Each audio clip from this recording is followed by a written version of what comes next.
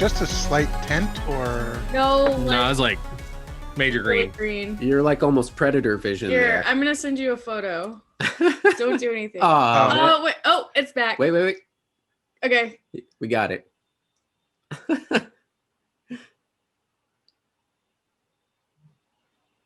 Todd, you are being stalked by the predator. Cover yourself in mud. no. Don't move.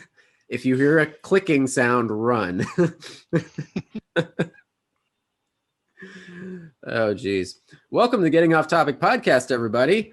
It is Sunday night, and I guess this is now week 3 of continuous podcasting between the Star Trek episode and our regular episodes. I think this is where we are now going Brave to... New World. It's Brave New World, yes. Ah. But I had to start hitting Somas record. all around. Somas, oh my God. I had to hit record because the story was getting good here. I've been explaining to Todd and Byron that I had a lovely incident where I passed out for no apparent fucking reason, getting up to go pee at like 4 a.m. last Monday. Went, had my pee, washed my hands, and on the way back to the bedroom, just started to get that passy outy feeling out of nowhere where your whole body gets cold and you get the like, that feels Something like is wrong. Something is wrong. Yeah. Full body alert, red alert. Something is wrong. And shields up. But I had no time to react because as soon as I felt the feeling and it registered in my head, that's not the good feeling. Boom, lights out. Meg immediately feels it like an earthquake because I may be petite, but still about 135 He still pounds. falls like a tree. Fell like a tree. Right onto the bathroom tile with the back of my head. If a Tony falls in the forest and nobody's around to hear it. Does a Tony make a sound? Yeah. So she gets up immediately, comes out of the bedroom. She realizes I'm not in bed. Like, oh yeah, he went up to go pee. Gets up, opens the door, expecting to say, "Hey, Tony, did you feel that? Like maybe it was an earthquake or something." And sees me lying on the ground. The earthquake. I am the earthquake. I am the one who quakes. And I'm completely alert. No concussion symptoms, no memory loss or anything. I mean, I'm always pretty absent-minded, but no more than usual. But I'm there. I'm alert. I'm like, oh, what the hell? What the fuck? Why am I on the ground? Like I was up there, and then blink, and now I'm down here. Like, oh damn! And I'm starting to feel the throbbing back here. Meg notices it's still dark, so and the lights are out, and she notices. I'm guessing that's what it must have felt like to get snapped. Ah, yes. Must have. Oh my God. I mean, I would be totally chill if like I woke up and it was Cumberbatch up there like waking me up. Like that would make We're in the end game now. That would make it worth it. I'd be okay with that. But no, Meg's there. She's like, what happened? I'm like, fucking, I don't know. Like I guess I just passed out. I like dropped. And then she notices like some sort of darkness on the tile as I'm like slowly getting up from it, and flips on the bathroom light, and boom, big old puddle of blood there. So we're like, oh shit, that's not good. Is that a puddle of mud cover band? Yes. As soon as I said puddle of blood, I heard puddle of mud in my head, and I was going to try to come up with something witty, but I don't have the... I mean, puddle of blood wasn't, or puddle of mud cover band wasn't particularly witty either, so... Yeah, sure. So we're like, okay, we gotta go to the ER, like make sure there's no concussion, whatever. We go. Thankfully, it's free and clear because it's like 4 a.m. Nobody's there. Get in. Everybody, the attendees are super helpful. They help clean up the wound and check everything. Check the EKG is good. There's no emergency there. Blood pressure's okay now. Check the blood test. No depleted blood sugar. No nothing. Everything's good. They don't know why the hell I passed out. But I'll have to follow up with my regular primary care doctor anyway. CT scan lady, super nice. And I learned, like, shockingly, like, she can tell immediately, like, oh, okay. Like, as soon as I was done, as soon as she popped me out of the machine, she's like, okay, you're good. I'm like, what? I'm like, she's like, yeah, I saw the scan. Like, She popped you out of the machine like a tray of creepy crawlers. yes, creepy crawlers, or some like dinosaur shaped chicken nuggets or something. Anyway, yeah, so no concussion, no internal bleeding, nothing. Like, everything is fine. They don't know why I passed out. They just know that there's no emergent situation on all fronts. So, which is Hey, you should definitely shake off all of your clothes to see if you have any dried up radioactive spiders clinging to your clothes. that would be a wise decision. Yes, Because that would probably explain it. probably. Also, if you start shooting like webbing come out of your hands, then that also would probably be a sign. Yeah, I have to explain it back. Honestly, this never happens. Just all across the fucking living room. So Did you- all of them. Oh, go ahead. Go ahead. No. So all of them are we're catching up now. I had to, redo this for the podcast audience. So all of the attendees, the nurses or whatever, and the CT lady, they're all nice and friendly, and they clean me up and talk me through it and what's going on and what they're doing. Then comes dealing with the wound. They tell me, oh, it looks like we're gonna need staples back there. I've never been the kid who got injured as a child. Like, I never even had stitches. Like, I got bloodied up knees from playing tag and falling on the asphalt and whatever, but never a broken bone, never stitches, nothing. And now I'm gonna get 4 staples on the back of my head.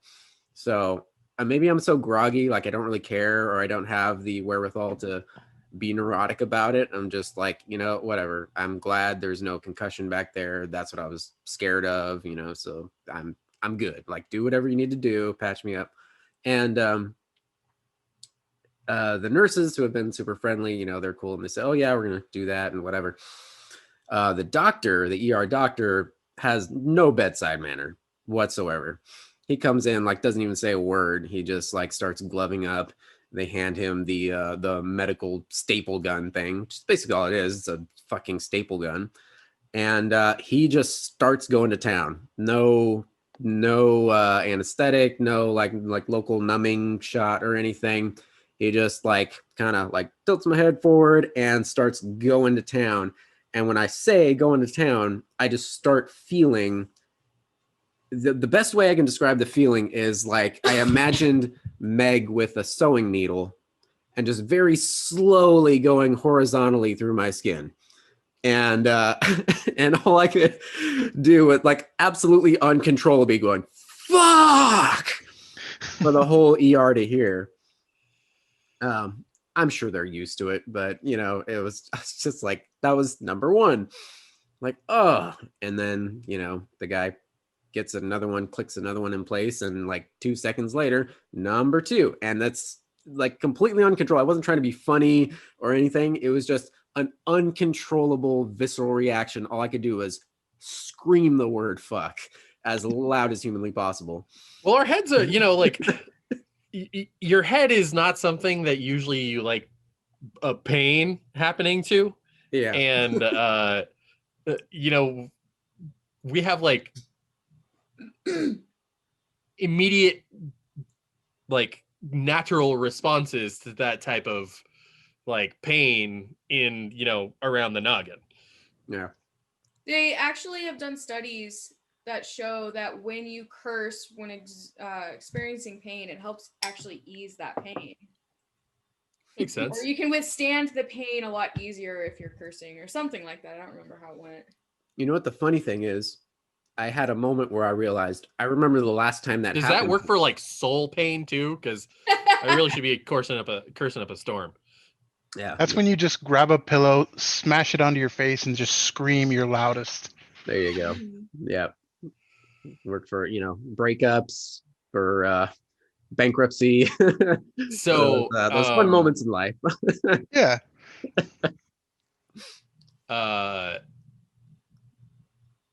So GameStop had a tax season sale today. What did you do? Nice transition there, Byron. Yeah, right. Talk about staples in your head to taxes. I mean, let's be real. Taxes Going- feel like a staple in your head sometimes. Well, And going to GameStop is a head wound inducing event. so the thing about GameStop is that they occasionally have these like really, really good deals on pre-owned games, and Switch games are so stupidly expensive, and they always are, and they never go down in value That's really. because they're Nintendo. Mhm. I mean, even third-party games on Switch keep their value dramatically more than on other platforms. And so like I've been meaning to fill up my collection with certain titles for a while now, and there's been a few that I've been looking at, because I mean one of the things that we know about the Switch is that the storage situation is not great. Like games take up a lot of space, and you have to have an SD card to put them on, or else you can't do. But like the SD cards fill up very quickly. So Yeah, that's I part of have the a- reason. I have like a 500 gig SD card and it's like already filled. Yeah, exactly. I have I think 256, and it's always at max. So that's why I've switched to buying physical games recently, is because I have one of those, like I have the Skull and Co case, which it's a grip case. Mhm. And it's amazing. I love it. It is by far the best purchase third-party accessory that I bought for the Switch. But it came with a case specifically that fits this, grip, because the grip isn't going to fit into most other cases. But it also has a slot for 12 games in it, maybe even more. I think it's like 16 actually. So I can keep a lot of games with me at all times. Awesome. So I pretty much just always have the games that I want to play with me at all times. So I'm not really worried about like because usually with handhelds, if you don't have the games with you, why even have a physical copy? Like Uh-huh. if you don't have the game available to you, it's pointless. So I have a lot of storage for games. So having the games with me is physical games is not a big deal. Yeah. So I've been looking at Resident Evil Origins Collection, BioShock the Collection, which is all three of the games. Nice. And then there are a couple others like Owlboy and a couple others that I've been looking for a while. Oh, Nino Kuni, the game between the Studio Ghibli and Square Yeah, Enix. we have Yeah, that. we have that. Yeah. Never finished it. And all those games are big games. Like if you downloaded them, they'd be over like 3 or 4 gigs. And I've heard about this tax sale, and I was like, oh shit, this is a really, really good sale, because this sale is up to 5 games. You get an additional 10% off per game that you get. So it was actually cheaper to get 5 games than 4 games, that type of thing. So I was like, oh man, this is perfect. I can get BioShock, I can get blah, blah, blah, I can get the thing, Resident Evil. And then when I went to go get them, BioShock is sold out. Resident Evil Origins Collection is sold out. And I'm like, God. And I just woke up. I literally just woke up. Like it's like 10:30 because I'm a piece of shit layabout. It's all right. And I get up at 10 a.m. every day, Byron. So Mhm. well, it's I haven't worked in over a year, Yeah. so exactly. this is just my lifestyle now, is that I don't participate in the economy, and I only suck resources up. Hey man, hey, I worked my ass off for the explicit reason to retire 20 years earlier than regular schedule that they tell us. It's so I work my ass off and get up early only because I want to join you for the long run and Yeah, never set exactly. an alarm ever fucking again. And it was at this moment, because like I've been specifically waiting to not buy Resident Evil and the BioShock collection until there was one of these like really good physical GameStop deals, because I know that you can get ridiculous like discounts. And I was so angry that I just let out this like visceral like, God damn it. On moment. I ended up like figuring out some other titles to get instead. Like I picked up Mortal Kombat 11, Nice. and I don't know, something else stupid. Oh, Assassin's Creed 3, because I don't know, I actually really liked that one. Anyway, so I ended up getting a bunch of games that I wanted for a really good price, but not the two that I was holding out for the entire time. And Yeah, Bioshock's a good one. it was just like one of those like moments of like I have very little control over my life right now, so this one thing you that I wanted was that like one really thing. just like Yeah. just like put me over the edge a little bit in a way that it was like a little uncomfortable Yeah. for my soul. It's that moment when just that one little piece of cake or something that you bought because you were feeling low already. You had a shit day at work, like everything. And then it just plops right on the ground. Exactly. Yeah. I'm gonna Do burn you- the building down. I didn't get my cake. Yeah, I felt very very falling down, Yes. but like not Depends. yelling at like black kids behind the counter that don't have any control over their lives either. Yeah. Yeah, the funny thing, I did have a moment where I realized the last time that happened to me, where I like had no control, it was a visceral reaction that fuck, was when Meg and I went on the Guardians Tower ride. Oh yeah, that was a mistake. Oh man. That was a horrible mistake. That is not a for thing us. that is not a thrill. Wait, you that don't Meg like and I drop rides? enjoy. No. Oh No, man, I and love I drop discovered rides. that. Yeah, I had remembered. I had a vague memory of when I was a kid, like maybe preteen Especially or something. Tower of Terror, man. Tower of Terror is great. Because I had been there before. I vaguely remembered teenage years doing the Twilight Zone Tower of Terror thing, and I thought I had fun. I remembered it being scary but fun. So that was the last. Did you time go I- with Music Machine? Were you in Music Machine? Oh, the Eastlake Show Choir thing? Yeah. No, not at all. No, I think I thought you might have been. No, I think this was a family. Like I might have been 14 or something. Anyway, so that's the only time I ever went, but I had this vague memory of it. Like, oh yeah, it'll be scary fun, but it'll be fun. We get on there. Nah, man, we were not having it. Like adult us, something like it triggered something visceral. That first drop, even like Meg was I was not like, having get it. me off this After fucking the ride first drop, she's right like, now. not fun. Get me the fuck off here right now. And then I Funny was trying story. to like I've hold actually her and be ridden. like, we're good. Like, don't worry, we'll get through it. But then by the second drop, I was like, fuck. Funny story. I've actually ridden Tower of Terror, the one in Anaheim, before it became Guardians of the Galaxy, completely with the lights off at night.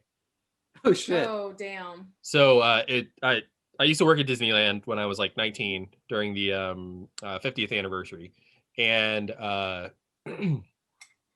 for cast member appreciation night, they'll open up one of the parks. Usually it's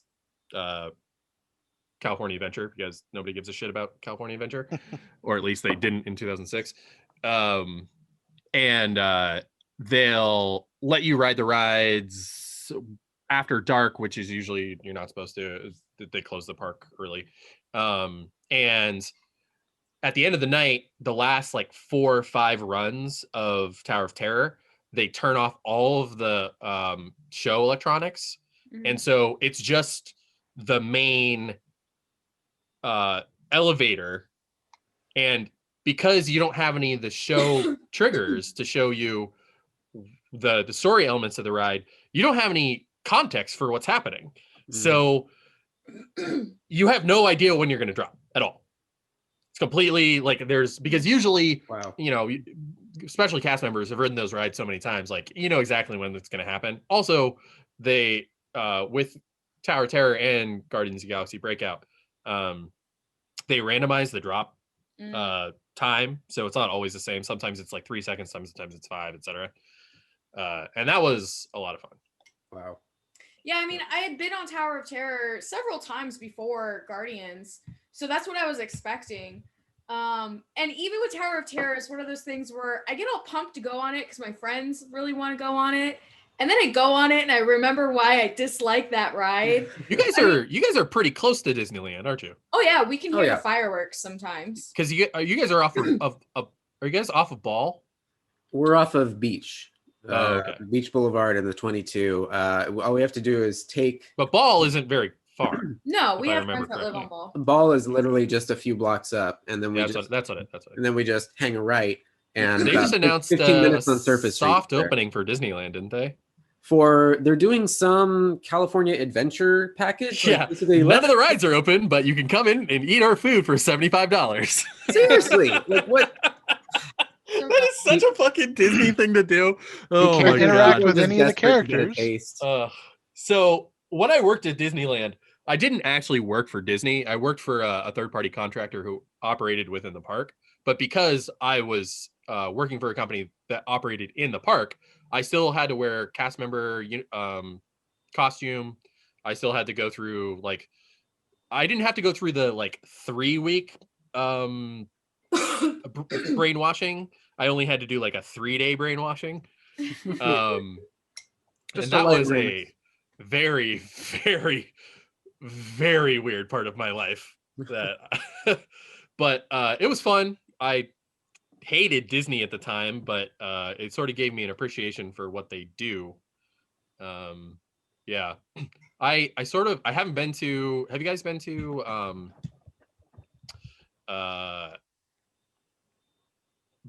Batu? Oh, the Journey to Batuu, the Star Wars. Have you guys been to Star Wars land. Star Wars Land? No. We Haven't we yet. had annual passes and we let them lapse just because we weren't going often enough.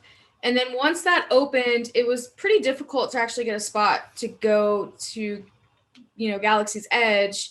And again, we didn't have Sort any of. pass. Yeah, but it was just It was a whole hard, but different- not as hard as people thought it was going to be. Yeah, Hmm. but again, we didn't have annual passes and we weren't really in a position to be able to pay for a full just one day to go. No, I get it. Disneyland is fucking expensive. Yeah, and then of course Mhm. COVID hit and shut it all down anyways. So So Yeah. I haven't been. I really want to go.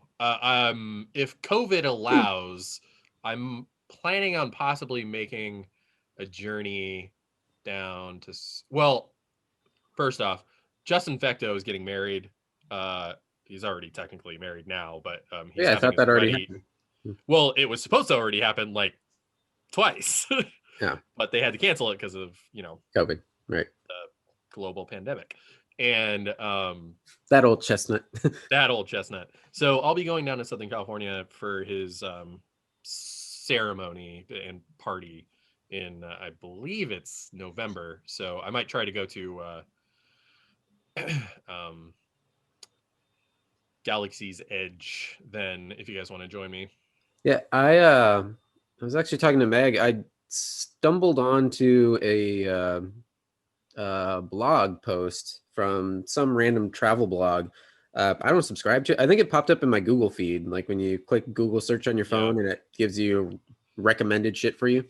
And some guy's travel blog popped up, and it was about how he spent some crazy amount of money. I forget what it was. But essentially for about I 400 think I bucks, read the exact same article as you. for about $400 an hour or something like that, you get the Disney tour? the VIP tour. Yep, I read the exact same thing. Yeah, and I looked at it, and at first I was like, "Oh, that's a lot of money." But I'm curious, because this guy said, the headline was it was the best money I ever spent, or something like that at Disney. Because you effectively wait in 0 lines. Yeah. They just give you you got your friendly tour guide who walks around the entire park, both parks, And you're supposed to split it with other people, right? That's the whole point. You can, but you don't have to. You can have up to 10 people for your being led by your one VIP tour guide. So if you want, I mean, it could just be me and Meg, but it'd be really expensive for just a couple. But I thought oh wow, post COVID, that would be an amazing time to take my mom's really wanting. Because Disneyland is going to be fucking crazy busy for the next year once they reopen. Oh God, yeah. But yeah, my Disney mom diehards that haven't been able to go to a park in a year, Jesus Christ. they're gonna blow their nut. No, even just like casual people like my sister has been dying to get her kids out of the house for anything. She's been driving them to Arizona to play baseball. That's So, how desperate. That's how desperate she is. One of the things that I want to start doing every year, if I can make it happen, and it's not. I may not be unemployed very much longer. I don't want to count my, chickens or anything until they've come Count your to eggs do before something they're or other. hatched. But I may have a very good job opportunity soon. So what I'd like to do is I love Halloween Horror Nights and I love haunts. And I really, really, really want to be able to go to Halloween Horror Nights every year. Maybe not to Orlando because that's very expensive. But ways. and the plane tickets are actually the most expensive element of that. Though the hotels are pretty bad too. But LA, like Universal Hollywood, also has Halloween Horror Nights. Also, some of the best non-Universal haunts are in Los Angeles County in the world. Mhm. So I'd love to be able to do that at some point. We'll see what my economic situation is. Yeah, that's what's always stopped me in the past because Meg and I have always loved the idea, and it was a combination of like getting time off work and mainly like the price of admission, going to Halloween Horror Nights, and but I mean, because it is an extra ticketed event now, so like, yeah. Oh, it's been a Yeah. while. It's been like 15, 20 years since it's been an extra ticketed event. But yeah, I'm in a better position now. Oh, sorry, go ahead, Todd. No, go ahead. Yeah, I'm long story. I'm in a better position now where Meg and I, because we don't go out spending frivolously, anyway. It's extremely rare we like dine out or anything like that. Like we can save up more for those things that we've been saying we've been wanting to do for years, but are like, oh, it's too expensive, and we already spent too much. Like now we'll just save up for those special once in a while events. Like fuck yeah, Halloween Horror Nights, let's do it, and let's get the VIP ticket. I've come to the conclusion that I'm never going to retire, so I always spend frivolously because I'm gonna die without any money anyways. YOLO, Byron. Same here, Byron. Okay, live vicariously through you guys as you go through your blaze of glory. Yeah, as you and Todd soar off the financial cliff like Thelma and Louise, taking selfies the whole way down. Yep. Oh shit. No, yeah, we definitely want to do a lot of like fun to do shit around here locally and go exploring around the country as well. We want to see you up in Portland. Definitely make our first excursion up to the PNW. Definitely. Anyway, since I've spent the week as Massive Head Wound Harry and also I was busy at work. You get your own Garbage Pail Kids card now. Yeah. Wasn't that, I'm remembering that right? That was like a SNL character from like early Massive 90s. Head Wound Harry. Yeah, early mid 90s or something. But yeah, I barely had time to gather any fucking geek news. Work was also busy as shit this week. I was training a new guy. But it's kind of old news now because I think we had this saved over even before the Star Trek episode, but the Mortal Kombat trailer, we didn't even get a chance to discuss that yet. Yeah, I mean, didn't they drop a second trailer? Surprisingly good. It looks like some big dumb fun, and I'm totally in.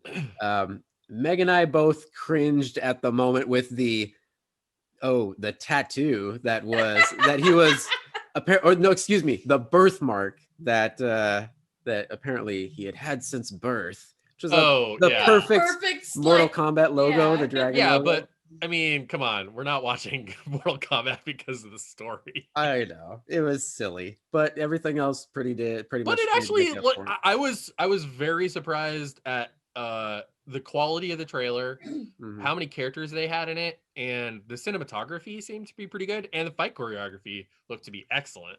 Yeah. So like, I liked the feudal warring houses sort of take on Sub-Zero and Scorpion. Oh yeah, but I mean, let's just understand that, like, given the source material, trying to make Mortal Kombat work, it's in a post MCU world, is incredibly difficult. So like, even if like you can make that shit just not laugh out loud silly, then I think you've succeeded. Even pre-Marvel universe. is still quite a task to be able to do with a story like that. Because like we got one. Go ahead, Don. Sorry. The first one was perfectly serviceable. The first one was probably at that time when that came out, that was probably the best video game movie ever made. I mean, there weren't a lot of them. There were no. Well, we had Mario. Had Double Dragon come out yet? I think it did. Yeah, it did. Yeah, it was like, but it was like right before. It was like maybe a year. I think you're right. Actually, yeah. Yeah, I think it was like 93. So or 94. Mario Brothers came out in 93. Double Dragon came out in 94. Yep. Street Fighter came out in 94. And then also 94. Mortal Kombat was 95. Okay. Street Fighter, the movie that killed Raul Julia. Did you guys ever play Street Fighter the movie, the game? Yes. Yes, I did. Jesus Christ. I remember I rented a Sega Saturn from Blockbuster. Oh God. In 1995, and the two games that I got were Batman Forever and Street Fighter. Batman Forever, Street Fighter the movie, the game, and Gex Enter the Gecko. Or I think it was just Gex at the time. Oh wow. Gex was the only one that was actually fun to play.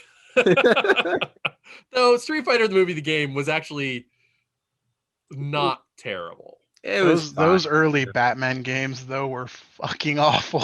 Especially the CD-based ones, like they were bad. And well, that game even the cartridge ones, because I played one of the Batman tie-in games on SNES, and it was one of the worst games I had ever played. Well, because they were by either by I think they were Sunco, and Sunco has a really bad reputation. Yeah, they were just at that time. They were like terrible Prince of Persia ripoffs. Oh God. So Mortal Kombat, yeah, like I don't know. I'm excited. Yeah. I realized that I actually know more about that franchise than I like thought that I did. And I think that's especially like people our age, we've consumed so much of these like games and comics and movies like subdermally, like it's sort of just seeped in over time, because if you've played the arcade games, if you've played, like, I remember I played Mortal Kombat. What was the what was the like relaunch of the franchise? Like Mortal Kombat? 7 or 8 years ago. It was just Mortal Kombat. It was just called Mortal Kombat. I remember I beat that game on like hard, which is pretty difficult, honestly. Like, I think that was PS3. I don't know why I did that. I just remembered that recently, that like, wait, that happened. I forgot about that. That's the time traveling one where like Raiden like comes back from the future to like change events and anyways. I'm looking at this. Marty, you're gonna come back with me. Yeah. There's a fuck ton of video game related movies coming out in the next 3 to 4 years. Yeah. So we got Mortal Kombat, which is coming out now. We have I don't know, I think this is a reboot of the Resident Evil franchise. Yep. Yeah, because they announced it. I don't see Jovovich is not on. No, this, she's not. It's a complete relaunch. Okay. So we got Uncharted coming up after that, which starring Tom Holland. Yeah, we got the sequel to Marky Sonic. Mark.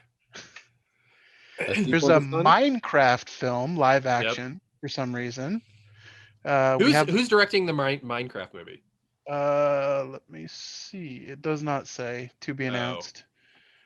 We have the Borderlands film, which got all its casting info, or the cast list, here a couple weeks ago.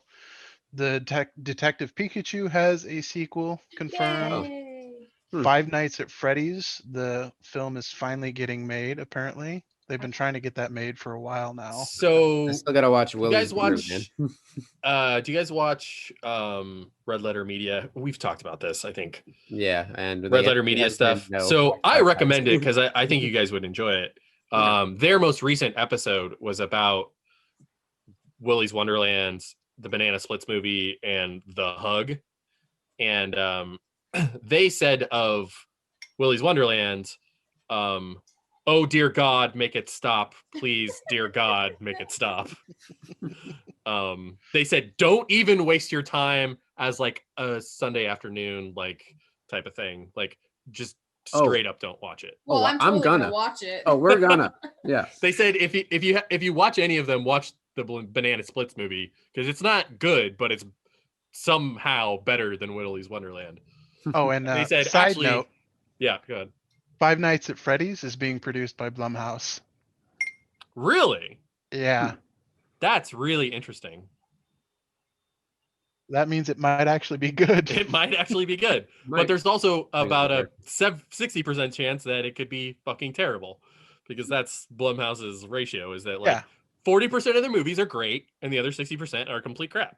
And there's no in between. And there's no in between. I usually just assume a Blumhouse film is going to be terrible. I'm at that level of distrust. They produced the Halloween reboot, and they produced The Invisible Man, and The Invisible Man was fucking incredible. Oh, it was they also did Get Out and Black Klansman. Yep. Oh shit, I didn't know that. Okay. Yep. Yeah. But they have produced nothing that is pretty good. I guess what I'm thinking of is like the more like horror, like cheapy horror films are usually pretty garbage. The little teen ones, the teen ones. The way that they make money on that is that they just churn those out, but they're so cheap to produce that because they've got the Blumhouse name, a bunch of people just go watch them and then they put them on Hulu.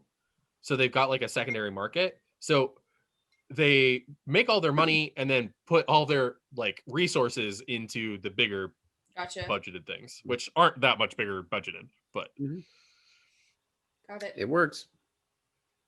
Yeah. I think the moment that sold both. Also, Tomb Raider 2 is coming, right?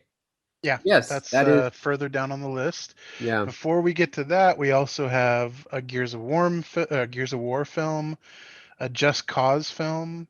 What? Yeah. That'll be wacky fun. Okay, sure. There's a Mega Man film being produced by Netflix. Really? Huh. Metal Gear Solid gets a film. Yes. Oh man, can't wait for that. Space Invaders somehow is going to get a film. But I mean, if Pac-Man got a film, fucking why not Space Invaders? Space Invaders? Didn't like Adam Sandler already do that shit? Pac-Man. That was Pixels. Ugh. Oh. Ugh. I didn't even bother with that. I didn't it was awful. I also don't like awful, Adam Sandler, awful. So. This is the surprising one. Saints Row is getting a film. What? What the fuck? So, okay. Some of these I'm like, okay. And then other ones I'm like, just don't. Just stop now. Just stop now. Because there's no good that's going to come out of this other than like some DVDs going into the trash. Like the no good can come of this is probably going to be the last one. Yakuza. Yakuza is going to get a movie. See, that's the thing is of all those properties, that one actually makes the most sense. Really? Yeah.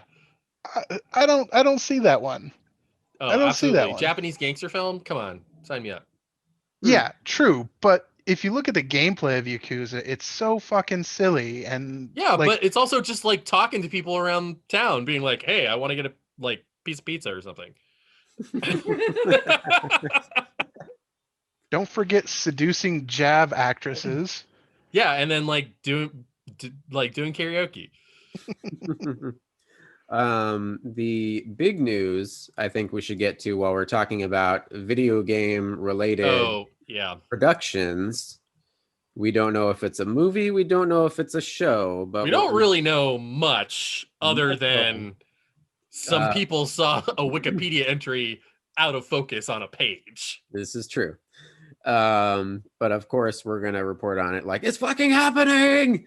So Henry Cavill, our Superman / Geralt. My favorite gamer Chad on the Citadel. So he posted a WoW Instagram. Raider extraordinaire. Yeah. So he posted a quick shot for Instagram, put on a fancy black and white filter on it, but it was him in the makeup chair getting his wig and shit done for Witcher Season 2, which they're working on right now. And I forget, I think in the caption he said something about secret project or something like that. But as he's sitting there in the makeup chair for Witcher 2, he's holding up some paperwork and with some obviously blurred out text on it, to which the internet got to work and somehow unblurred it. Luther's gonna sleuth. Yep. Snooper's gonna snoop. And we have the technology. Lo and behold, it was a Mass Effect 3 Wikipedia entry. It was about one of the missions with the Quarians. Wherever you help them, I forget. Anyway, I have to go. Yeah. Clearly, the internet exploded and realized, oh my God, Henry Cavill is involved in either Mass Effect show, movie, something is finally. I mean, in terms of casting, like Henry Cavill as Commander Shepard, as like male Shep. That's pretty good, actually. Yep, that'll work. Like he's just generic looking enough to, he's default guy. Everyman. He works for default guy. Yep. Yeah. But here's the thing: is like, Fem Shep is canon to a lot of people, and a lot of people think that Fem Shep is better than male Shep. Yeah. I mean, Jennifer, what's her name? The voice actress? Hale. Jennifer Hale. Why not do both? Right? Yeah. Like, if it's Netflix, which, I mean, I guess everybody's sort of assuming is the case, since The Witcher, Right. If it's Netflix, they have the technology. They could literally do both. Yeah. Just turn the character into a couple. Have them married and have them. Movie or show? Because it's going to be a show. It's going to be a Netflix show. I disagree, actually. I have a feeling that they're going to go movie. That would bum me out because it's such a rich universe. Like, I would love to see a season for every game and make it, a three. Here's the thing: is that I have a feeling, and I have nothing to base this on. This is just guts and all that. We get a movie trilogy that tells the Mass Effect trilogy like story, right, and then a tie-in show that expands the universe, that is not a retelling of those events. Sure. Yeah, I can see that. Because we've all, I mean, not like the games, they sort of work as movies if you need them to, like I've literally watched a movie version of all three of the games. I have way too much time on my hands. No, yeah, I get it. I've done the same. And that's kind of, I think we've sort of touched on this with anticipation for The Last of Us. Like, as much as part of me is very thrilled, at the same time, I'm like, well, how are they going to improve on what I've already seen? Yeah. And I just feel like a movie version of the first game actually wouldn't be that difficult to adapt. You just,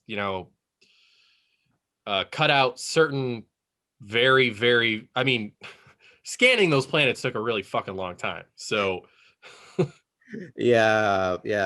Farting around in the Mako and like mineral collecting and mining. I don't think that's really going to translate to screen. Yeah. Also, nobody really likes Ashley Williams, so we can just cut her right out. Yeah. Ashley Williams, the fucking space racist. Yeah, space racist, and whatever was going on with her face in that whole game series. In the first one, she's got like really bad makeup, and in the third one, she's like Mass Effect Jersey Shore. Hey, you don't know what's going on in her life. Yeah, you don't know her. I mean, we all know that Caden was much, much better.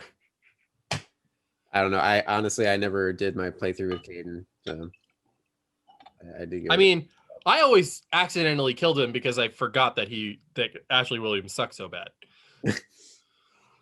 Yeah. Anyway, I don't know. I would love to see the full blown series. Give me a 3 season long at least. a season for each game, just enough to give us some good. Why not both? Yeah, but yeah, but I don't know. I would want to spend more time with Shepard on that journey. And this kind of, I mean, we don't have to jump right into this right now, but as later in this podcast, we were going to get into WandaVision as Meg and I were watching, especially this latest episode 8. Meg Previously on, yes. Meg, who started this show, very skeptical. She's like, I don't know if I like it. I don't know if I'm into it. Like, I don't even know what's going on. I think they're wasting a bunch of time. I'm kind of bored. Now she is fully invested, and she made a comment the other night while we were watching. She said she loved the fact that they're telling this specific story. They're telling Wanda's story and her backstory in this extended format, because it just allows us to be so invested. Well, because Wanda didn't ever really get her own platform, her own vehicle. Like, she didn't have her own standalone. Like, we didn't even really see Wanda and Vision interact by themselves until Infinity War. Yeah. So at that point, it already kind of hinted that they had a relationship when we as the audience had no idea, didn't see any of it. Yeah. But yeah, I just think I love. I guess we are in an embarrassment of riches when it comes to content to consume these days, and it's just become so clear to me. It's like reading big books that you love, like a long last, or not even a long series, but even a series versus. Well, so there's one last video game adaptation announcement for this week. Right. Let me finish my point really quick. It's just that the fact that we get to spend more time with these characters, I personally feel that Shep, male or female or both, deserves us to just live with those characters long enough to make that journey, that the fight against the Reapers, much more meaningful and worth it than a quick 2-hour movie. That's there. I've said my piece. All right. Yeah, I get that.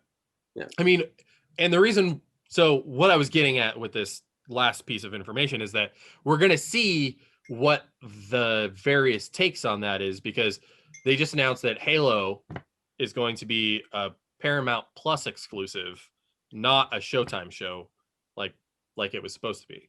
So Star Trek and Halo are going to be on the same network.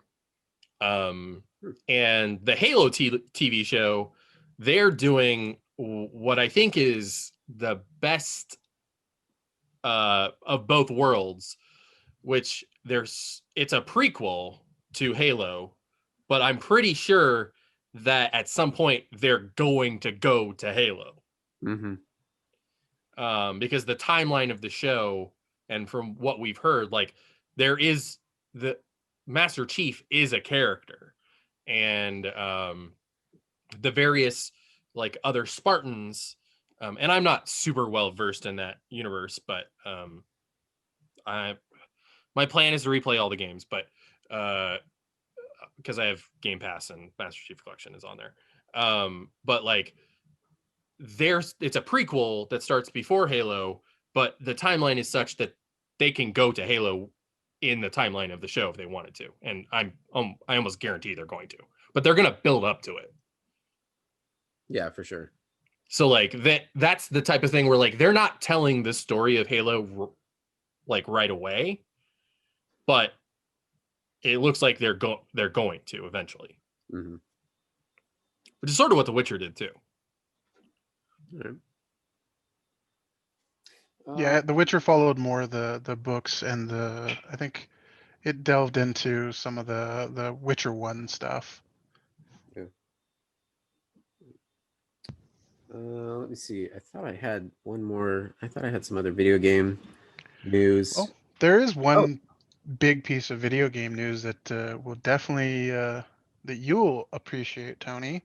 Go for it. So do you know what Anthem is? Yes, ish. I never played it myself, but that was well, I wouldn't recommend starting now either. Yeah. Don't bother. So Anthem is the last big RPG that BioWare did, and it was garbage. Their games as a service game. Yeah, so it's full of microtransactions from EA, and it's just absolute trash. I would recommend nobody ever trying to play that. Well, it is officially dead. They announced that they're stopping development and no longer supporting the game. Like if you own it and you can continue playing it, if you like it for some reason, They're going to keep supporting it for like six to 8 months, but yeah. But so the failure of this game, because EA poured a ton of money into this, the failure of this hundreds of game, millions of yeah, dollars. Oof. and conversely, the success of Jedi Fallen Order means that they are letting BioWare make Dragon Age, the next Dragon Age, completely single player RPG. So they're I not going to force microtransactions into it. They're not going to force multiplayer into it if it doesn't need it. All that good stuff. This makes me very happy. Yeah, they uh, tried to do a little bit of that, I think, with Inquisition, like some sort of multiplayer element to it. I want to say. Yeah, there was Yeah, a multiplayer mode. I didn't really play it, but I never did some either. people liked it. But It was very similar to the Mass Effect 3 multiplayer in terms of design, not necessarily the gameplay mechanics. Yeah. just completely like an afterthought. Nobody really cared about it, and it was like tacked in late development. Yeah, but yeah, it's good to hear them finally turning course. Like, okay, we get it. People actually enjoy fully developed single player RPGs without us wasting time on and resources on our bullshit microtransactioning. Like, how can we keep on selling this after the fact? And this comes after like EA's philosophy changed like 2 or 3 years back. They said the single player game is dead. Nobody wants single player games anymore. And now they're That having was to bullshit when they said it, and it's exactly bullshit now. Yeah, exactly. Oh man, that's awesome. That's good to hear. I also saw a little something today or yesterday. I forget. I have a head wound. That's just your go-to excuse from now on. From now on. Funny thing is, there's no personality change here. I've always been this forgetful, but that's my excuse now. It's my go-to. I saw a headline saying Pokemon is getting the Breath of the Wild treatment. What? So yeah, they had their the Pokemon Direct came out yesterday, and they announced they are doing Pearl and Diamond remakes. So if you played Pearl and Diamond, you are super excited about that. And then a little bit further off, we have an open world Pokemon game finally. Pokemon Arceus, I think it's called. Yeah, but it takes place it's a prequel. It takes place way in the past. Yeah, it takes place in like feudal Japan, right? Yeah, pretty much. So it's a Sinnoh remake. It's like the very first like gen, like way back, and it's like 1,000 years before or something like that, 100 years before. Yeah, And like even your Pokeballs are like fucking half wooden Pokeballs. Did y'all ever play Pokemon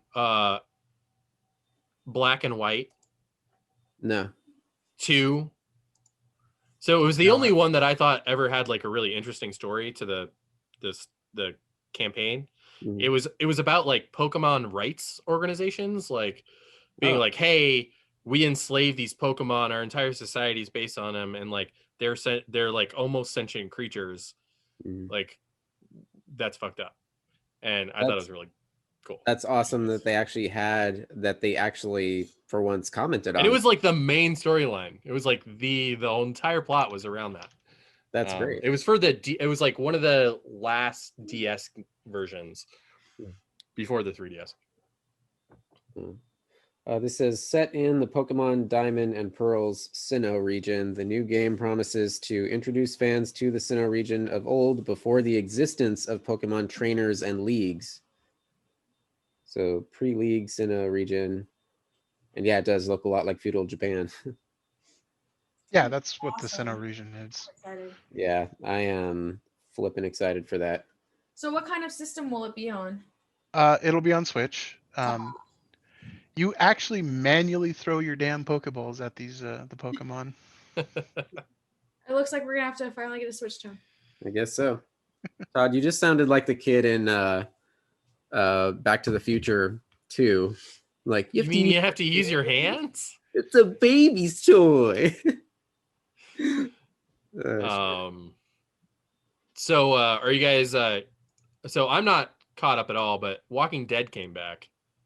Yeah, I think they just had their first episode. Is it on their like special streaming service only now, or is it I think they because like AMC Plus you can see it like 3 days early or something like that? I think it's like a week early or something. Oh wow. Yeah, I haven't watched the new episode yet, and as we're talking about, I have no idea if it's even regularly available or just on AMC Plus yet. But I mean, we're so backlogged with shows. I figured I'd just give it a week or two before I start up. I watched Skybound's like recaps of the last of season 7, 8, 7 of 7, 8A and B and 7, 8A and B or 8A and B. And damn, so much happens in those shows. Good Lord. Yeah, it's a lot. And they're in the back half of season 10 now. So the last episode that I watched was the episode before a certain cast member disappears forever. Isn't that like every episode and every cast member? And not the one who just came back. Yeah. Well, Meg doesn't give a shit. I don't care, so And you can spoil the hell out of it. Todd, do you care? I kind of do. So what I'm gonna do is I'm gonna mute the stream for a little bit. And how far behind are you? I'm like seasons behind. I mean, it's like the information that like has been pretty publicly available. I've actually avoided most spoilers. Okay, yeah. So me and Byron, we might have to have this talk later. Anyways, I'm not going to spoil anything. I'm just going to say that that's the last episode that I watched, which is the beginning of season 9. Okay. So before I can catch up, I have to watch all of season 9 and 10, right? Because this is the end. This is the last episodes of season 10, right? That are coming out right now. Correct. Yeah, because I believe season 11 will be the 2-year-long final season. Yeah. But yeah. Oh man, now I want to talk to you. Okay, we'll have to have more discussion. I can mute. I can just take off my headset if you want to talk about Walking Dead. Okay. I mean, you don't have to. We'll hand wave you. We'll make it quick. We'll just hand wave when you were done. Okay. Todd has removed his headphones. So Byron, so you saw when talk about Rick. Yeah, last episode you watched was Rick. The episode before Rick disappears. Oh, okay. It's hard to avoid the fact that the main star of the show left the show. Yeah, you already know through the ether. And that's all of that news, they launched about AMC. Yeah, movies and all that. Yeah. So the current new show, The World Beyond, is only going to be 2 seasons long, apparently. They already did 1 short season, and then they're working on the second short season right now. And that really is to bring in more of the CRM. Yeah. And the Commonwealth. Yeah, all the organizations. How far have you gotten in the comics? Oh, I stopped the comics ages ago. Maybe like 120 or something. Yeah, I stopped actually almost right before the Savior War. So that's that's like around 120. Okay. And I think they got to 163 or something like that. I remember 100 was Glenn biting it. So that's the Savior War. Yeah, 100 was the death of Glenn, and I stopped. Then I stopped reading the comics around low 90ish. Okay. Because Negan was had just been introduced, but. So yeah, you still have ways to go. Quite a bit. I mean, mind you, when I watch Walking Dead, I pile through that show pretty quick. Yeah. But it's also like Are they gonna like do a whole Walking Dead Voltron thing with Fear the Walking Dead, or? Yeah. So so right now they've got the main show continuing as it does. They've got Fear the Walking Dead as well going, and The World Beyond, which has been getting a lot better. I'm about halfway through season 3, and season 3 has been dramatically better than season 2. Okay, I still have to start and finish that whole damn thing. But they kicked off The World Beyond to introduce more, to get, dive deeper into the CRM and everything. And that, with the timing, the way it's supposed to work out, if they get those Rick Grimes movies produced in time, it's all supposed to culminate into a zombie infinity war, as it were. So yeah, Which, let's see. I mean, I'm here for it. I feel like Walking Dead, and I think we've mentioned this before, Walking Dead is like one of those things where even when it's bad, it's still pretty damn good.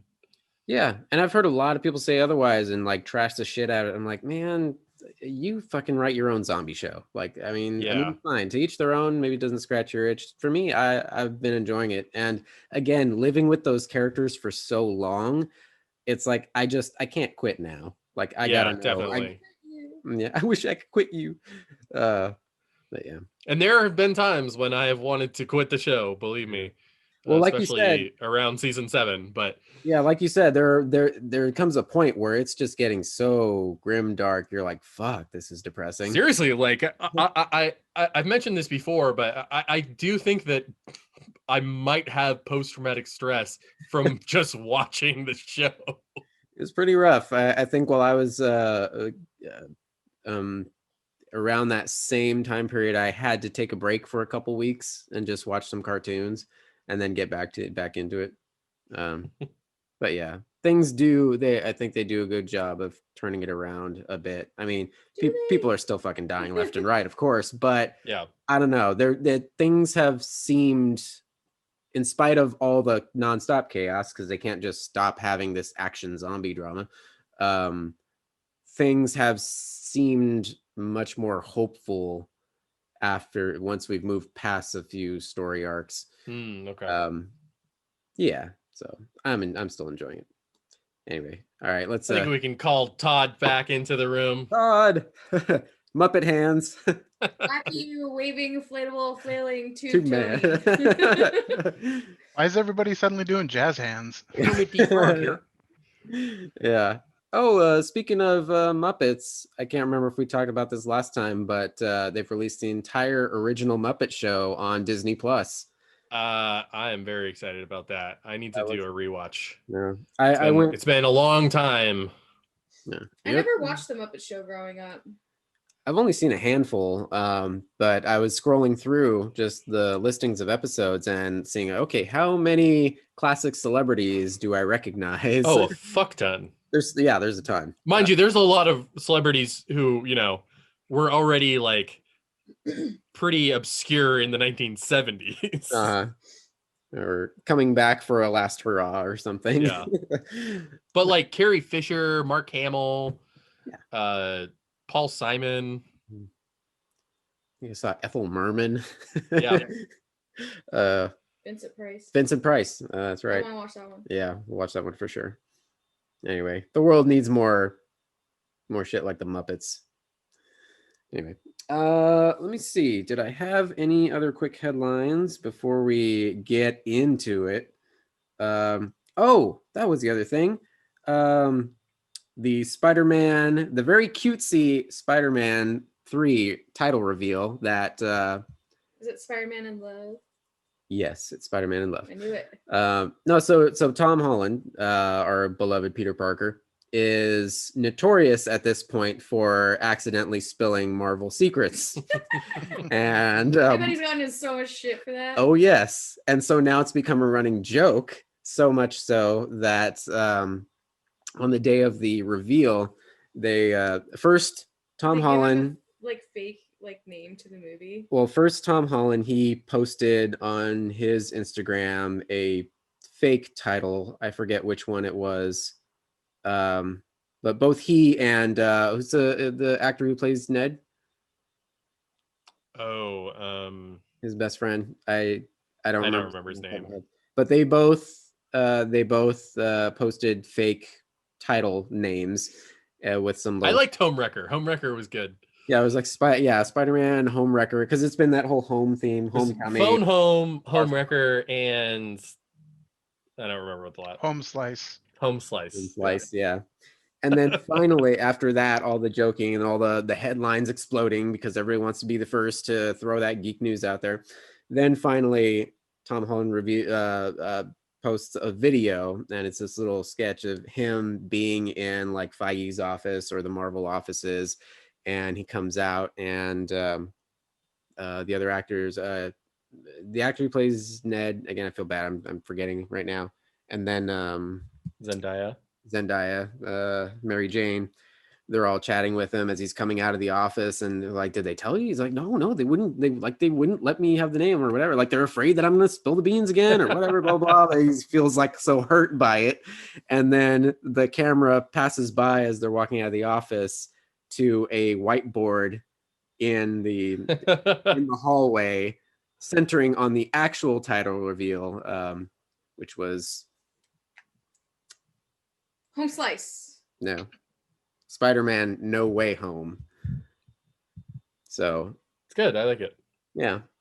So Todd messages me later, of course, like, did you see it? And and instantly starts coming up with theories. What was it again, Todd? That he gets lost in the multiverse? Yes. He's gonna be lost in the multiverse. There's gonna be a Doctor Strange that has to come rescue him. It's not gonna be our Doctor Strange. It's gonna be fucking Bruce Campbell. Could be Dr. Voodoo. Which I completely forgot until Todd mentioned. That's right. Sam Raimi is now helming this this new entry. Well, not he's not doing Spider-Man. He's doing Doctor Strange and Multiverse Madness.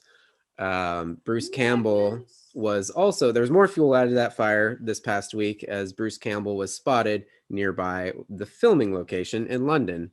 So yeah, I mean, there's no way that he's not going to be in the movie. Like, oh yeah, he'll be in it, but he'll probably have just a tiny cameo. He'll be a doorman or something. Oh, by the way, do you remember that? Remember when I said that I had a video of Bruce Campbell that I took at a billiards hall? Yeah, that I sent to you. I got a reminder of it that it's been 10 years since I took that video. Oh, geez. Just like a couple days ago, like I think like 2 or 3 days ago. 10 years. I got a Facebook memories thing yesterday. I think it was 10 years ago. Yesterday, I actually got my first smartphone. Oh wow. Yeah, and I was like, oh, may the internet addiction continue. And boy, was I right. that tweet or that Facebook post aged well. No. Anyway, we got some WandaVision to talk about, guys. Yeah. A whole lot of WandaVision. Once again, 2 weeks worth, because last week was previously on Star Trek episode. But yes, episode 7. 8. Oh, we need to talk about episode 7. Yes, to talk about episode 7 first, where we actually got the reveal. So I loved it so much. Yeah, the ending. Catherine Hahn is a national treasure. Give her. And I killed Sparky too. Oh my god! all along. Oh Jesus! They even released that on iTunes and Spotify too. Yeah, and it like shot up to the top of the charts. Yeah. By the way, that theme is the same notes from the WandaVision theme that's been playing in every That's episode. So good. That's great. The people that are making the music for WandaVision, they also made the music for like a bunch of other Disney stuff, and they're just great, top notch. That's awesome. But yeah, so Agnes reveals herself to be Agatha Harkness, yes. So it's all the theories sites, all the like comic book resources and stuff, they called it when Catherine Hahn was first announced, even before we know what the character's name was. Oh wow. People have pretty much the whole show people guessed before the show even came out, for the most part. Yeah. I mean, So there it was looks an like interview there's that she did a while back, and like one of the people even like called it out. It's like, "Are you playing Agatha?" Or somebody had mentioned Agatha Harkness, and Catherine Hahn has like a double take real quick, but she doesn't really uh-oh. say anything. Yeah. She just has a quick, like almost imperceptible look when the name is said. Oh wow. Even before we get to the reveal, it was a wonderful Modern Family episode. Because she's losing it, you know, she's like Yeah. falling apart. Yeah, which makes sense for the style and everything. She's falling apart, doesn't know what the hell is going on. Her whole fake reality is crumbling around her, and she's losing control of it constantly. Meanwhile, Vision and our buddy Darcy are desperately trying to get back home, or to, you know, Wanda and Vision's home, and are getting blocked every step of the way, and realizing like, or They they assume. that, oh, this is Wanda, she's stopping me from getting home, and, you know, exposing her or telling her that I know the truth, or confronting her and whatnot. Great, once again, great banter between them. But then, of course, the reveal at the end, which Still didn't give us a whole lot of information, to be honest. yeah, And also, it's a little bit misleading. Yeah. Because literally the song is telling us that it's Agatha all along. But you know, what we learn in the next episode is that that's not true. right. It's So it's been Agatha all along. I think is more in reference to all the shitty things that are happening to Wanda inside the Hex. inside, like Sparky because dying, and like Sparky dying, like the neighbors questioning things, like Yeah. Agatha has been influencing everybody inside. Yeah. Anything that has surprised her, that has surprised Wanda because it is happening out of her control, that has been Agatha every step of the way. The show, by the way, once again astounds me. Just the everything about the production, how it, and the editing, how it effortlessly transitions from that quirky Modern Family vibe straight into horror. No, it's straight up like the Munsters. Honestly, well, like the show, this is, I mean, the song, like Monsters, the but when balancing she's act going down the basement and everything, and yeah that slow reveal of Oh, like, yeah, what that the was a horror fuck is movie. down here? Yeah, instant horror movie. Yeah, like the balancing act of the direction and like with the set design and the writing is really, really, really good. Like this is a complicated project to do. You're dealing with effectively like 7 different time period pieces that are also have to be viewed through the lens of like not just period pieces, but like television specific periods. yeah. Combined with all like the various music contrasting, and like then literally telling 2 different stories, one in the bubble and outside the bubble. It's a complicated story to tell. This is much more complicated than most even Marvel movies. This is Jonathan Nolan level shit. Pretty much. Almost. Yeah, almost. Yeah. I would say that the writing isn't quite that tight, but it is definitely close. Mm-hmm. I also, skipping ahead a little bit, but still tying into our conversation right now, is in the latest episode, it goes from that horror movie feel to a war film feel. You know, it's just because of as we enter her past. Yeah, Wanda's with the past. bombing. Oh, yeah. It's like, fuck, man, like, this is just hitting us hard with all of these genres all at once. Honestly, I don't know how much else pertinent there is to say about episode 7, so I guess we could just dive right into episode 8. I from the get-go, I enjoyed seeing Agatha's past, her origins, I guess you could say.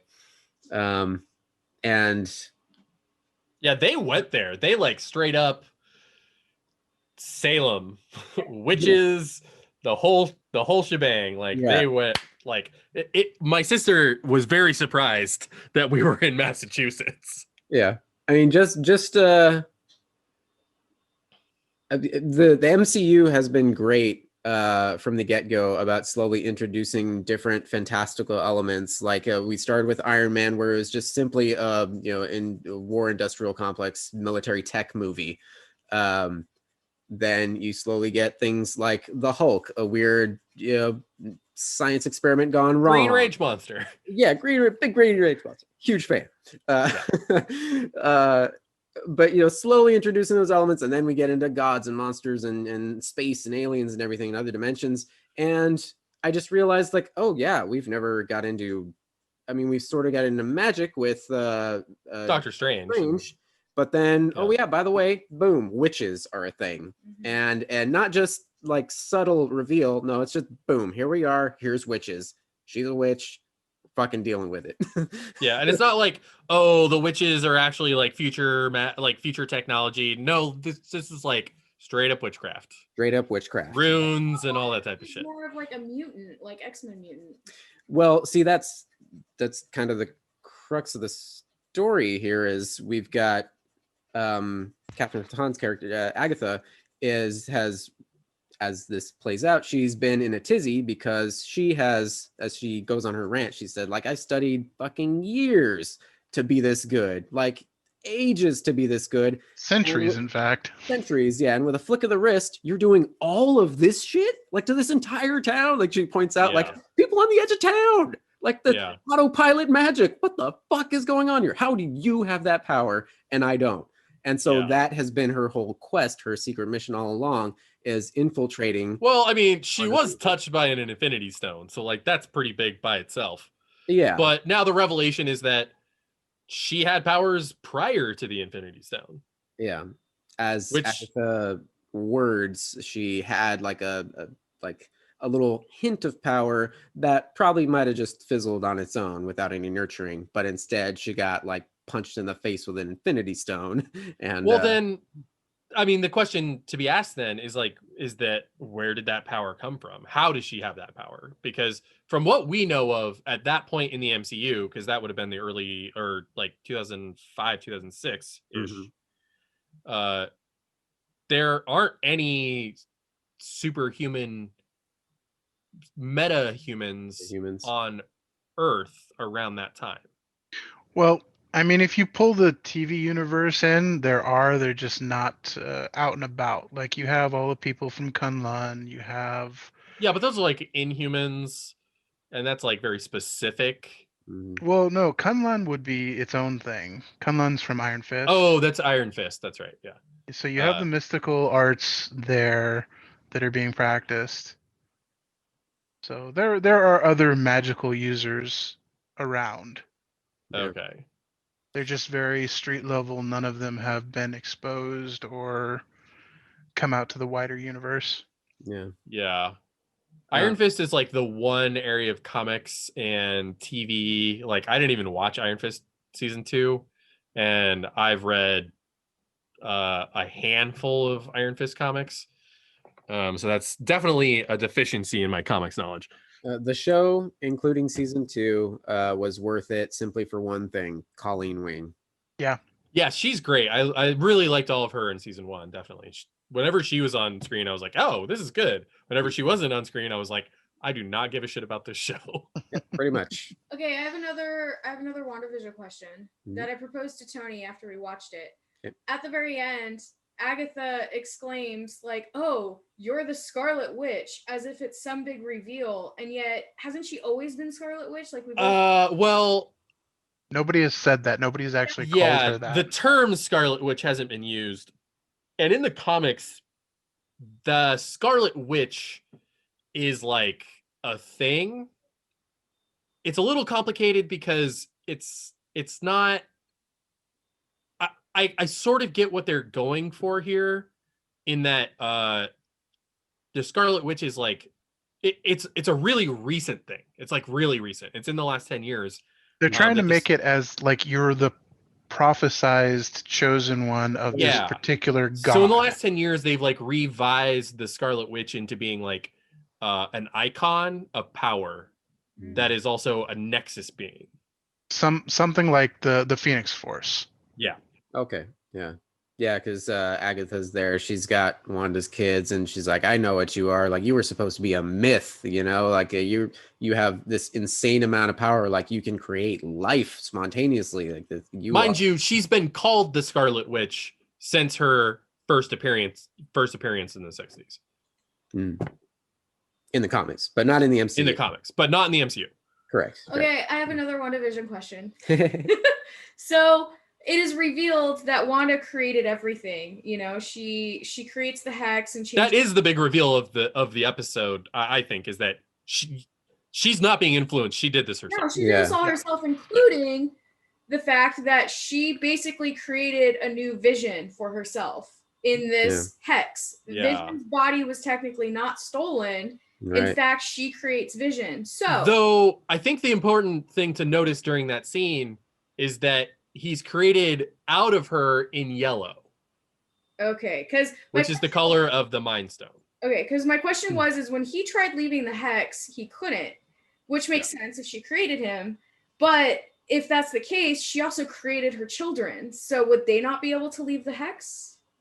Well, I think the important thing here is to focus on the yellow and the Mind Stone, because she got her powers from the Mind Stone, and Vision comes from the Mind Stone.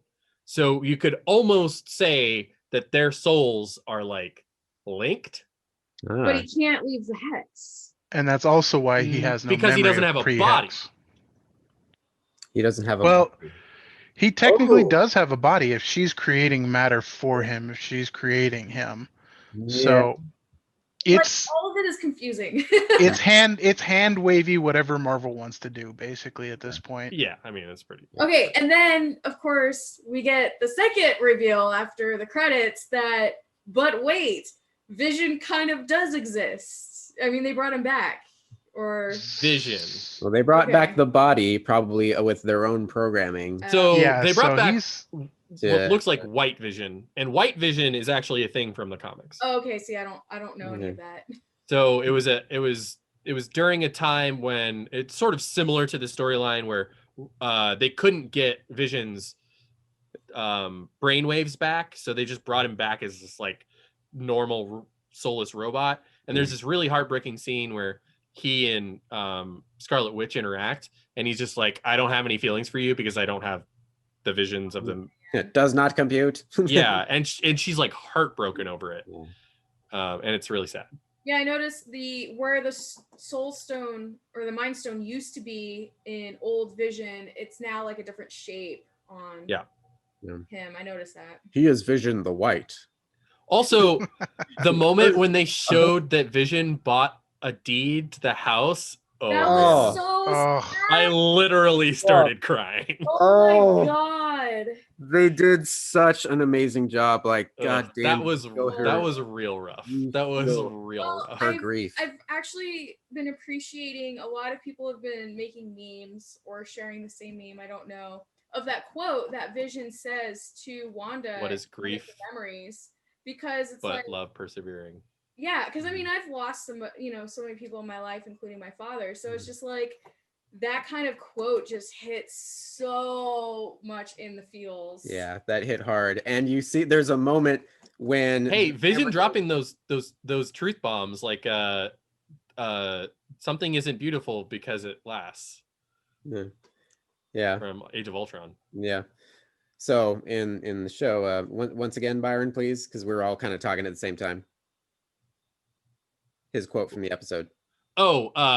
Something isn't beautiful because it lasts. No.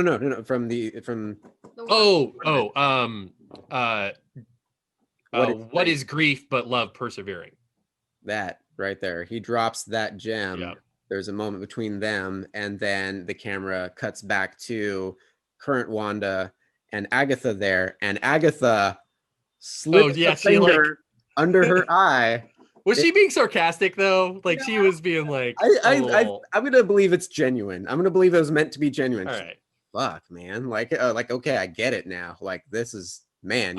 I wasn't sure to make of that. Like at first I thought she was being a little sincere, and then I was like, I don't know about that though.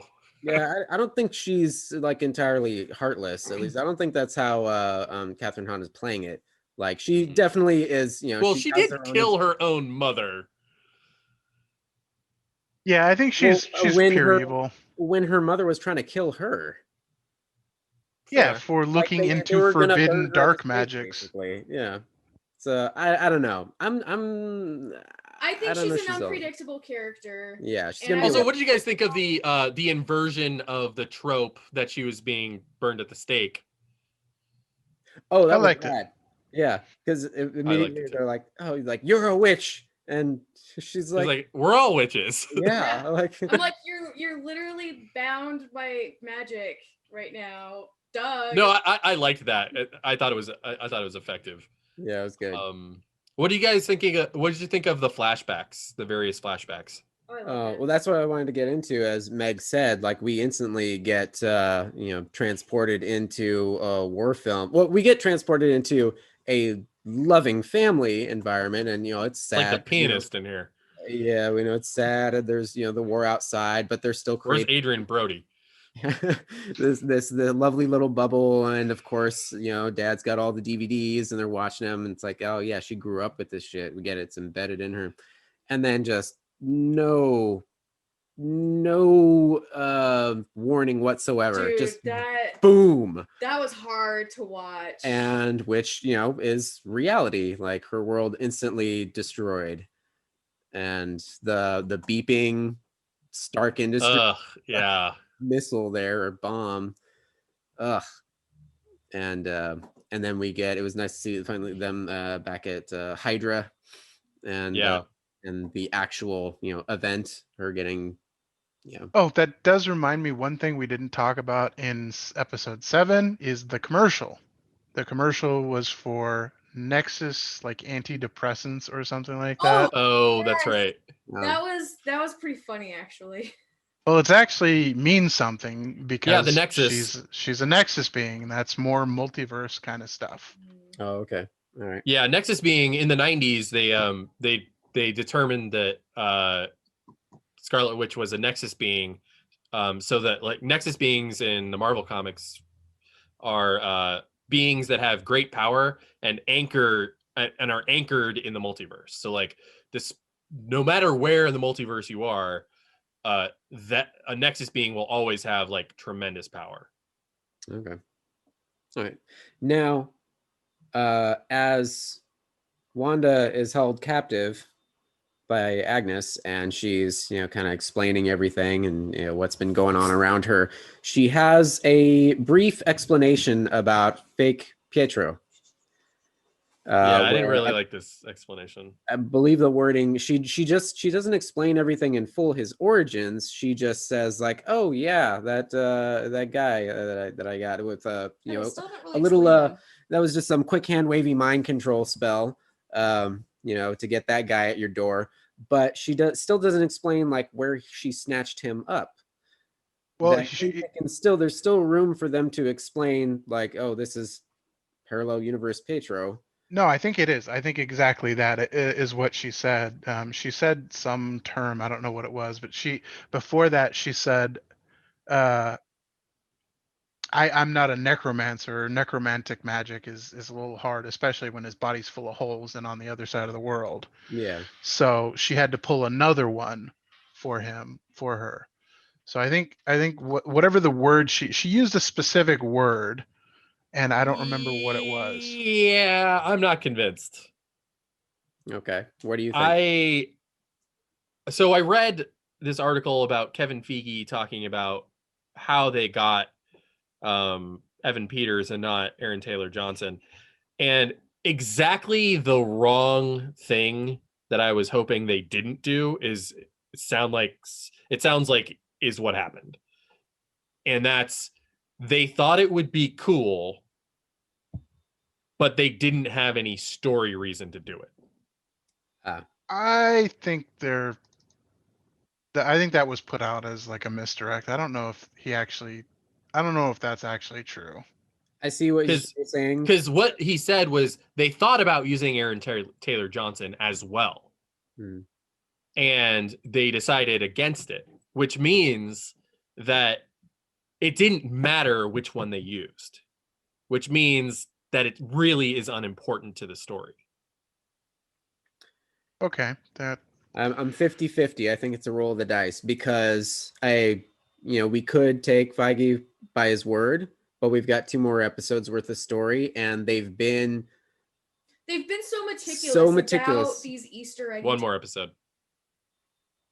2 more. 1 episode 9 next week. 9 is the last one. Really? Yep. Oh, well, shit. Okay. But yeah, as Meg was saying, they've been. But it's 50 minutes long. It's the longest one yet. So for them to just throw away that kind of like aha moment with using new Pietro, I think is a waste. I think they've got more planned for that. And I think if I remember the episode correctly where he comes in, she recognizes him before he says anything. So she recognizes him as Pietro. Well, she says Pietro with like a question mark. Yeah. So so in a way she recognizes him. Because why would she say Pietro's name if she doesn't think it's him? So I'm thinking in a multiverse way, because she's a Nexus being, she recognized him unconsciously. Yeah, Agatha explains it away, saying, like, kind of laughing at her, like, "Oh, I whipped up this fake guy, and you bought it." Like, yeah. See, that's why I'm still not convinced. Is I feel like if this was going to be some like really important thing to the future of the MCU, they wouldn't be hand waving it. And it has the air of these types of things. The way that writers work when they want to like lampshade something.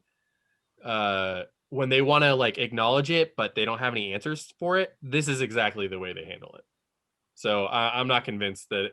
I think it was a cool thing, and I wish and I hope that it turns into something cool. But all the signs that I've seen are pointing to that it's largely going to get ignored, and I don't think that. I think we'll get who Pietro is, but I think it might be disappointing. All right. We shall see. We shall see. We'll see. I hope to be wrong, but I'm not convinced. Yeah. I don't know. What else can we say? How do you think it's going to end? Oof. I can see one of 2 things happening.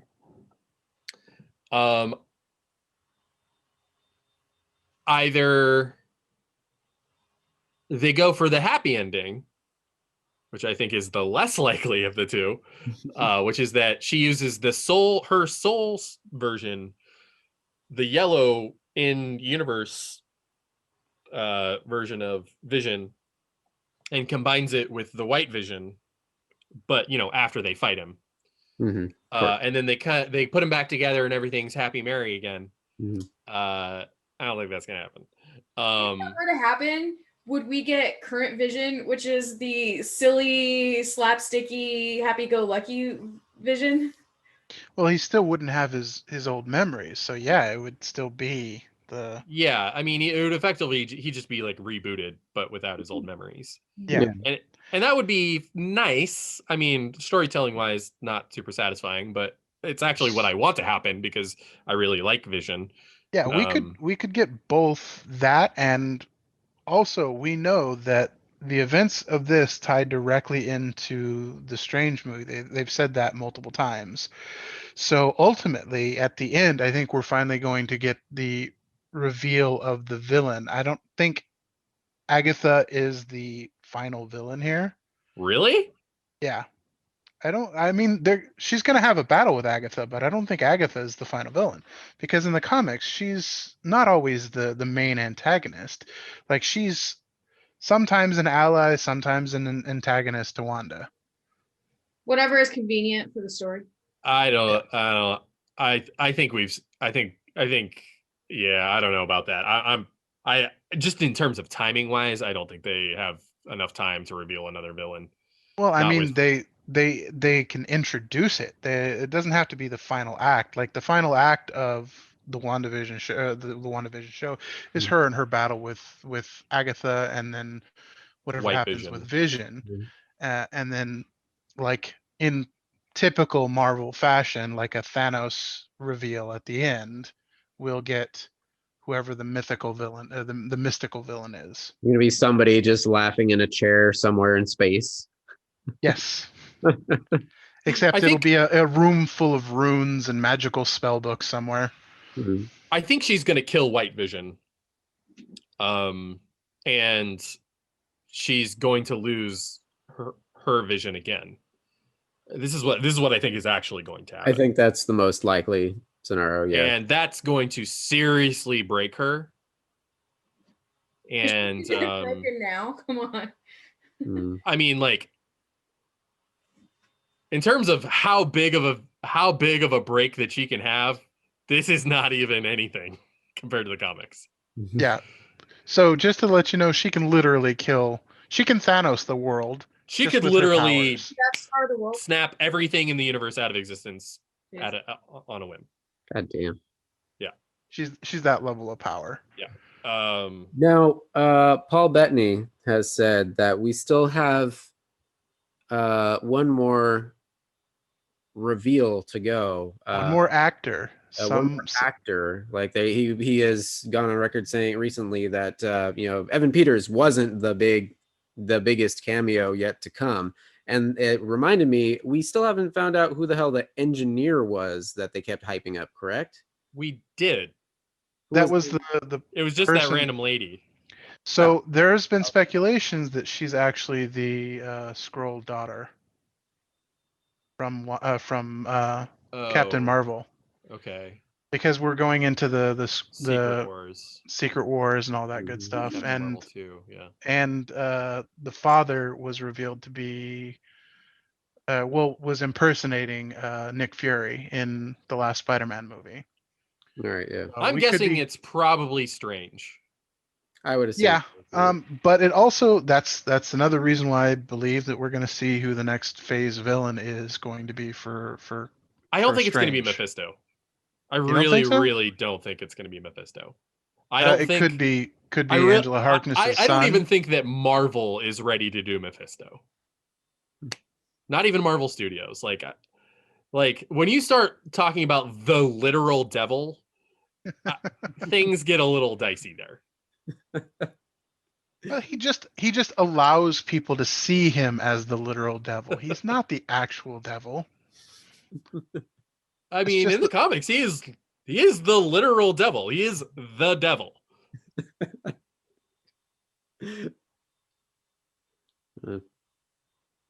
I mean, I'm guessing it's probably Strange. It could be it could be Dr. Voodoo, which I think would lead really well into Doctor Strange 2. That's less likely, I think. I don't think Marvel's going to do a Dr. Voodoo. I think long term they probably will. I think they'll probably introduce him in Doctor Strange 2. But because he's a big character in the comics now. He's like in fact he becomes the Sorcerer Supreme for a while. Yeah. Who else? I mean, is there anybody else that we can think of? I mean, it could be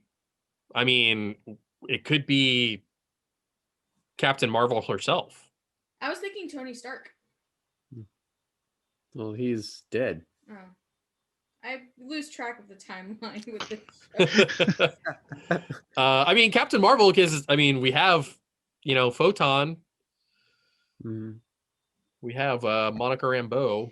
I mean, it could be Loki. Loki is one of the strongest magic users in the universe. That's true. He just kind of pops in. He was like, "Oh, wrong dimension. My bad. Peace out." Yeah, I mean, Mordo could show up. Yeah, that's true. Because we haven't seen him since the end of Doctor Strange. Yeah, and his crusade is to destroy all magic. Right. Yeah. Is he coming back for Strange 2? I believe he is. Yes. Could see Morgan Le Fay. Could be Bruce Campbell. Please, yes. No, I'm just like boom shots Agatha. Yo, she bitch. That would be, honestly, of everything that could possibly happen, that would be the best. Yes. This is my boomstick. Yeah, why the fuck not? But yeah, but no, it's most likely Cumberbatch. Yeah. Yeah. I mean, even that I'm not tied to, just because I don't know, it doesn't feel right. It doesn't feel like the thing that's gonna happen. I honestly, I have no idea, really. It could be Aaron Taylor Johnson, possibly. Like, Well, now that she knows, like, yeah, thing that she can do, like, okay, let me just imagine my brother back into existence.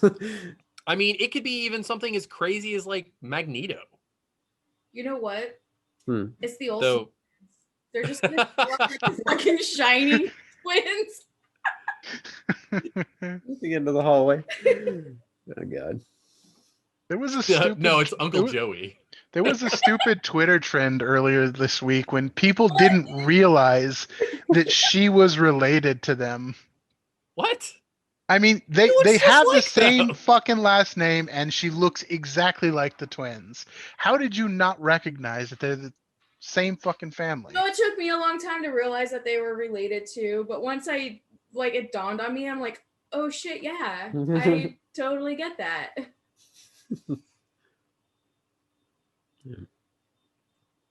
It was a good episode, though. I enjoyed it. Yeah, for sure. Both episodes, really good. Yeah. And then we after that we don't have very much longer until we have like what, 2 weeks? Is it even 2 weeks until Falcon and Winter Soldier? Falcon and Winter Soldier? I think there's a week break between the premiere and the finale. So. Oh wow! My sister and we've been rewatching everything to get her caught up to WandaVision. We just watched Civil War. Civil War is just so good. Yeah, it is. Really love it. Yeah, I'm ready for. I mean, this whole trip has been a wild and wonderful ride, but I'm definitely ready for my good old fashioned buddy cop show. Yeah, definitely.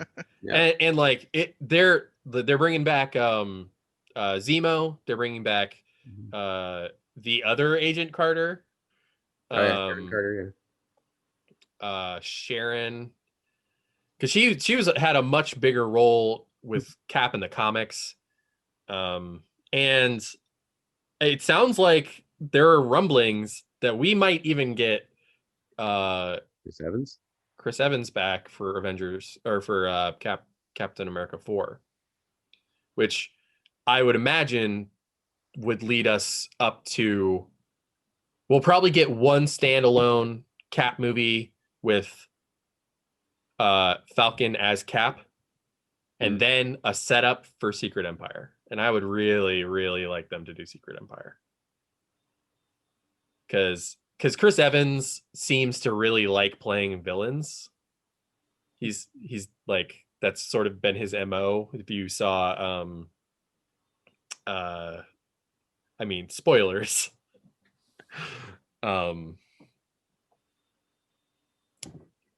Knives Out. Yeah. I still haven't, but that's fine. Okay, sorry. I mean, it's pretend like I didn't say that, I guess. All good.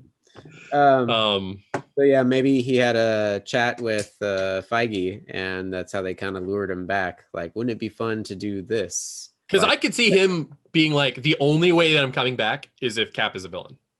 I could see him doing that. That could be fun. Yeah.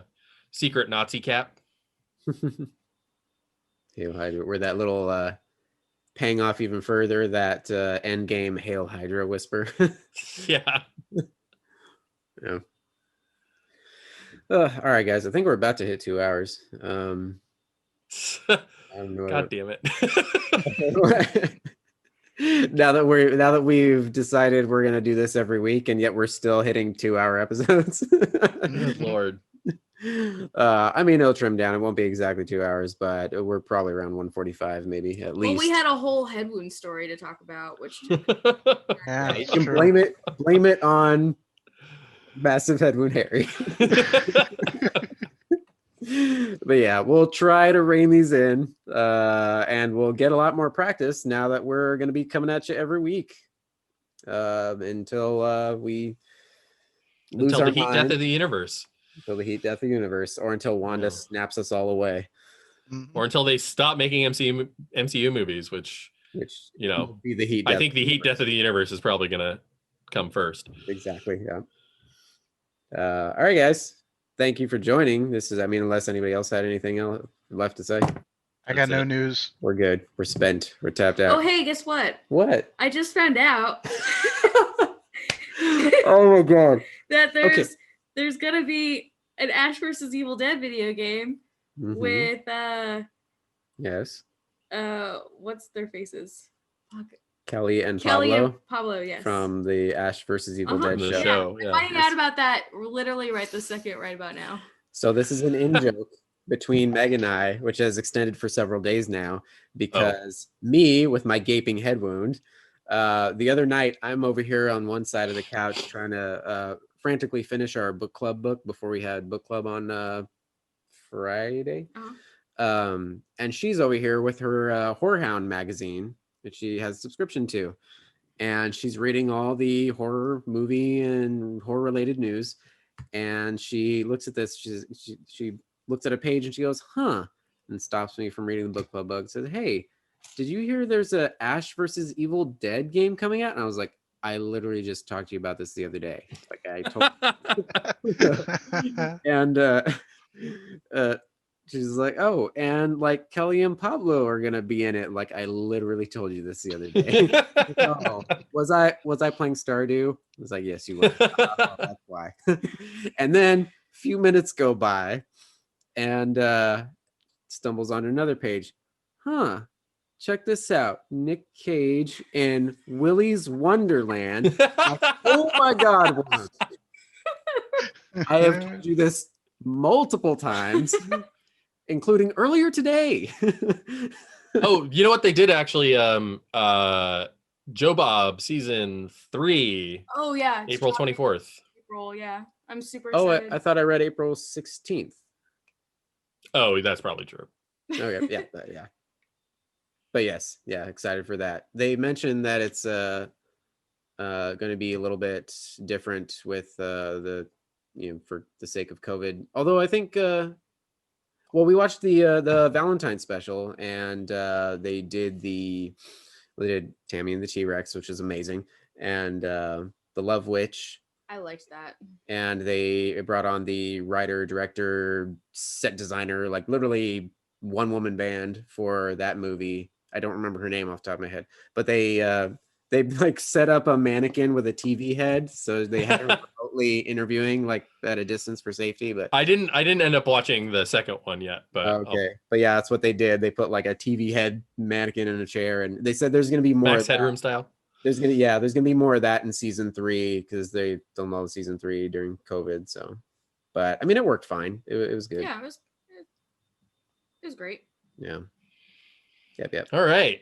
Okay. All right. Official now. Signing off. Thank you for joining. This is Tony. This is Todd. This is Meg. This is Byron. Don't fall while trying to go pee in the middle of the night, everybody. Yeah, wear a crash helmet to the bathroom. I told Tony. And I killed Sparky too. Dun, dun, dun, dun, dun. All right. Later, guys.